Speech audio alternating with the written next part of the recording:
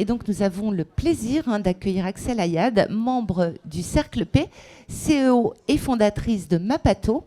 Et donc, Axel, vous allez nous présenter les recommandations du Cercle P également, donc comment l'IA transforme l'expérience patient. Bonjour à tous, merci pour votre invitation, je suis ravie d'être là. Donc, qui suis-je? Je suis Axel Ayad, je suis patiente depuis plus de 10 ans, membre d'association, représentante Afrosasso Santé. J'étais RU avant de penser qu'un robot serait vraiment meilleur que moi à la table des dirigeants de l'hôpital Cochin. Et sinon, j'ai fondé un groupe qui s'appelle Human Care. Vous connaissez peut-être Mapato, qui est les dents numériques aujourd'hui de 150 000 patients, qui compte plus de 170 assos partenaires, donc beaucoup ici, je suis ravie de vous voir. Au sein du groupe, j'ai créé Handicare. Handicare, je fais en sorte de faire financer par les entreprises des bilans de prévention à plus de 4 000 € pour les salariés en situation de handicap. Et puis, le petit nouveau, c'est Prosper & Co. Donc, j'ai créé la première assurance destinée aux malades et à leurs aidants. Donc, que vous ayez des besoins d'assurance, de prêts immobiliers, de prêts professionnels, de prévoyance, de mutuelles pour partir en voyage et même de mutuelles chien-chat, parce qu'en tant que malade, on est exclu des garanties des mutuelles pour votre chat ou votre chien si vous êtes hospitalisé. Donc voilà, donc pour régler tout ça, j'ai créé la première assurance spécifiquement dédiée aux malades chroniques. Et donc j'ai été sollicitée par Pfizer il y a plus d'1 an pour travailler sur le sujet de l'IA. C'est un sujet que je connais bien parce que dans Mapato Plus, on a développé beaucoup d'IA. Et donc, ils m'ont sollicité pour réfléchir à la place des associations. Bon, globalement, on n'a pas appris énormément. Enfin, je ne vais pas révolutionner la roue. 70% des patients déclarent n'avoir jamais utilisé l'IA eux-mêmes dans leur parcours. Et on voit une énorme défiance des patients malades chroniques. Je ne parle pas du grand public qui va utiliser ChatGPT. Là, on est vraiment sur le patient qui est confronté à un médecin qui va pouvoir utiliser une IA pour lui dire que prendre 10 comprimés par jour, c'est génial parce que le résultat est meilleur alors que la qualité de vie en prend un coup. Et donc, on a cette défiance. On a largement discuté avec les membres du cercle. Donc, au sein du cercle, il y a des professionnels de santé, des médecins, des oncologues. Et en fait, globalement, l'idée, c'est de se dire, encore une fois, il faut que le patient soit intégré dans les développements. Et que les associations aient leur place. Voilà, on va vous rajouter une petite charge. Donc concrètement, on s'est dit comment et pourquoi ne pas utiliser, comme dans les jeux vidéo, des personnes qui sont juste fanas de techno. Donc de se dire qu'on pourrait avoir des ambassadeurs patients qui aiment ça, qui aiment rentrer dans les sujets pour pouvoir, eux, creuser ce sujet et pouvoir être là dans les développements des grandes entreprises pour s'assurer que, comme dans les jeux vidéo, l'utilisateur final ait sa place. Donc, on a travaillé sur des propositions. On vous invite tous, ça c'est la slide d'après.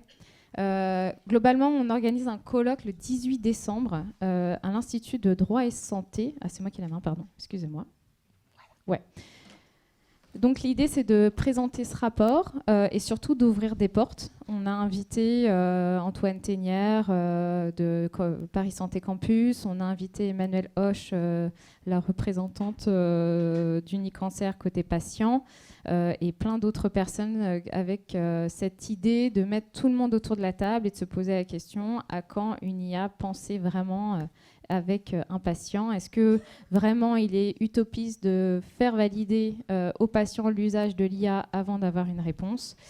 C'est tout ce qu'on va travailler ensemble pendant ce colloque. Voilà. Je pense que c'est fini. Ah, très bien. Ah oui, et juste à moi, parce que du coup j'ai un peu de temps. Donc, je suis la 5e personne de cette table ronde de financement. Nous, ce qu'on fait, ce qui peut peut-être vous donner des idées côté start-up, ce qu'on fait et qui marche très bien, c'est que nous, quand on est sollicité par des labos pharma pour faire des prestations, nous, on est une entreprise économique. Et à chaque fois qu'ils nous sollicitent sur une pathologie pour laquelle on a une association, on redonne 10% de ce qu'on signe directement à l'association sans qu'elle n'ait rien à faire. Donc ça, c'est un première action qui peut être faite si vous aussi, vous êtes partenaire de start-up, d'entreprise. C'est qu'à chaque fois qu'on vous sollicite et que l'entreprise au-dessus va facturer, vous récupériez une partie de la facture.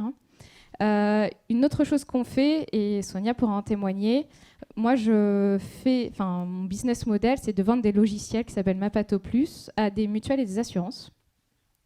Ça coûte entre 35 000 et 60 000 euros par an. Et en fait, à l'individu, chaque individu peut acheter Mapato Plus. On a réduit le coût à 100 euros par an, mais c'est quand même énorme. Et ce qu'on a fait à la demande de l'Andar, c'est d'offrir à tous les adhérents qui payent leur cotisation l'accès à Mapato Plus. Et donc, pour une cotisation à 30 euros par an, on leur offre un accès à plus de 100 euros. Bravo. Merci. Et voilà, ça peut vous donner des idées de la même façon, quand vous travaillez avec des projets, effectivement, il y a toujours possibilité d'offrir quelque chose aux associations et ça, on y tient énormément. Voilà, si ça peut aider.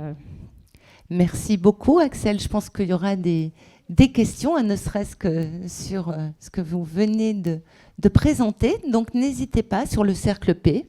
Les recommandations, le colloque, donc vraiment de retenir la date en décembre. Et puis, effectivement, ce que vous offrez. Donc, et donc, pour les adhérents de l'Andar, c'est pour une année ou... C'est for life. For life. En plus. Le temps que l'Andar survit et que je survis, on offrira un accès gratuit à tous les adhérents de l'Andar et à tous les adhérents de nos associations partenaires qui voient un intérêt pour fidéliser des adhérents. Très bien. Alors, est-ce qu'il y a des questions à la fois sur, encore une fois, le cercle, sur les recommandations? Est-ce qu'il y en a qui vous ont est-ce qu'il y a des résultats qui vous ont surpris par rapport à ce que vous... Non, j'ai l'impression qu'à chaque fois que je fais des travaux sur ce sujet, c'est tout le temps la même chose. Il faut mettre des patients, il faut empowerer, donner du pouvoir aux associations. Oui, mais ça n'avance pas, la démocratie sanitaire, ça fait 20 ans. Donc voilà, c'est globalement, on a essayé de tourner différemment en prenant l'avis d'autres secteurs, qu'est-ce qui marche bien ailleurs, et de sortir de cette notion de patient avec le médecin d'abord, et de se dire si le patient était utilisateur final dans d'autres secteurs, et donc d'où toute cette analogie sur le secteur des jeux vidéo qui nous paraissait pertinent. Des travaux ressortent cette méfiance aussi des professionnels de santé. Et donc forcément, quand vous avez un pro de santé en face de vous qui n'est pas à l'aise avec l'IA et qui est méfiant, forcément, ça ne va pas vous donner confiance. Et ce qui ressort également, c'est la défiance des professionnels de santé vis-à-vis de la communication sur l'IA. Parce que forcément, si vous allez voir un radiologue, s'il vous indique qu'il utilise l'IA, potentiellement, vous allez préférer aller voir ce radiologue plutôt qu'un autre qui n'utilise pas l'IA. Et donc, il y a cette défiance à se dire que ça fait une espèce de publicité pour certains et pas d'autres en fonction de leur adoption. Voilà. J'ai une question à distance. Pouvez-vous nous expliquer ce que fait exactement Mapato ? Alors, Mapato, c'est une clinique digitale, une pharmacie digitale, une académie.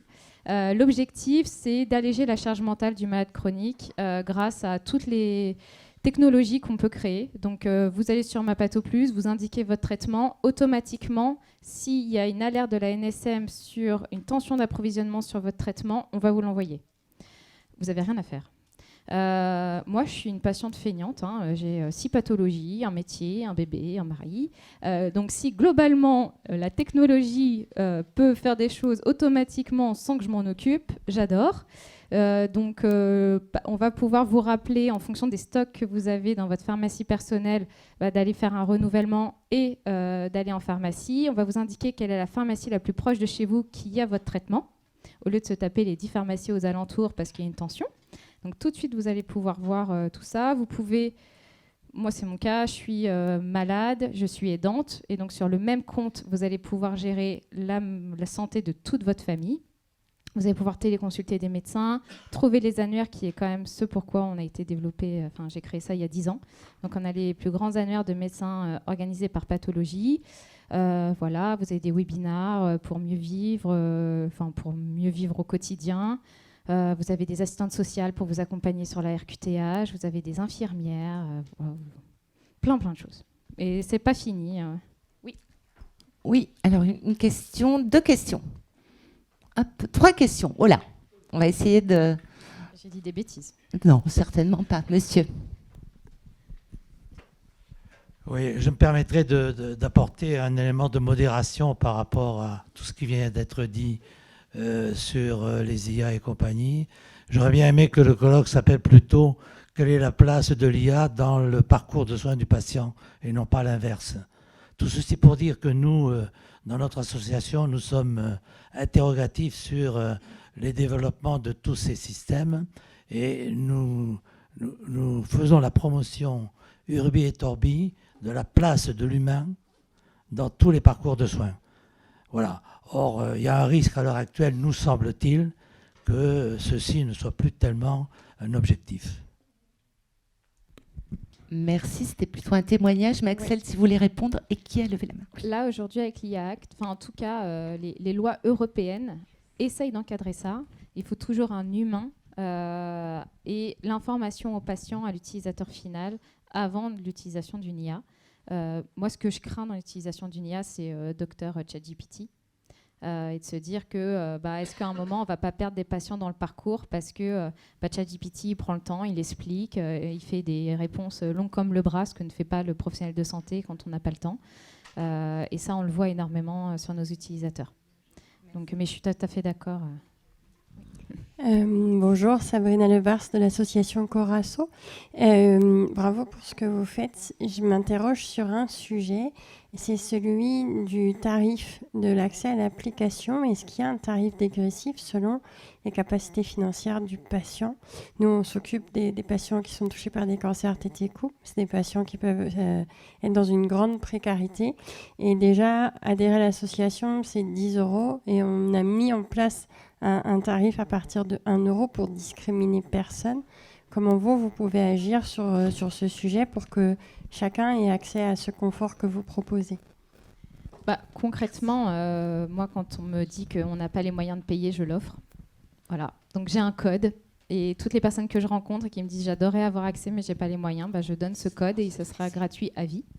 Donc ça, on le fait. Et puis, il y a les associations. Quand on a des associations partenaires, on met à disposition un code, on met à disposition gratuitement l'application. Le prix, il est plus là pour motiver les mutuelles et les assurances à nous payer. Voilà. Parce que tout ce qui n'a pas de prix n'a pas de valeur. Mais en tout cas, l'objectif n'est pas de demander à l'utilisateur final de payer. C'est pas du tout notre objectif. C'est vraiment d'avoir des acteurs comme les mutuelles et les assurances qui payent. Oui, bonjour, encore Eric Sala. Moi, j'ai une question en rapport avec votre activité assureur. Je suis interpellé parce que c'est un sujet qui m'est extrêmement proche depuis des années. Quelle est la différence que vous apportez, si je puis dire, aux patients par rapport aux conséquences des demandes de prêts et non assurables et non assurées par les assurances? Donc nous, on est courtier distributeur. Donc on est le Google de l'assurance. Donc contrairement à une démarche classique, quand vous venez chez Prosper & Co, on va tout de suite vous demander votre pathologie.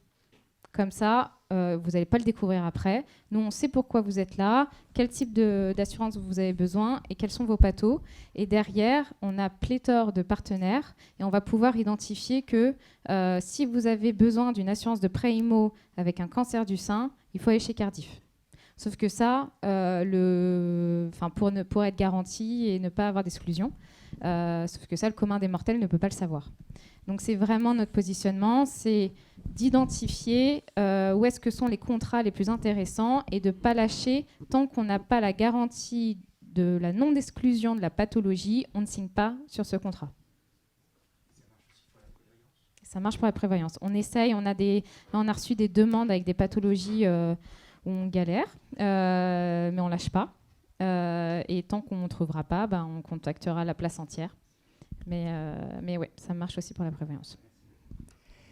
Merci beaucoup, Axel Ayad. Merci On à vous vous. remercie, on vous N'hésitez pas. applaudit. Merci beaucoup.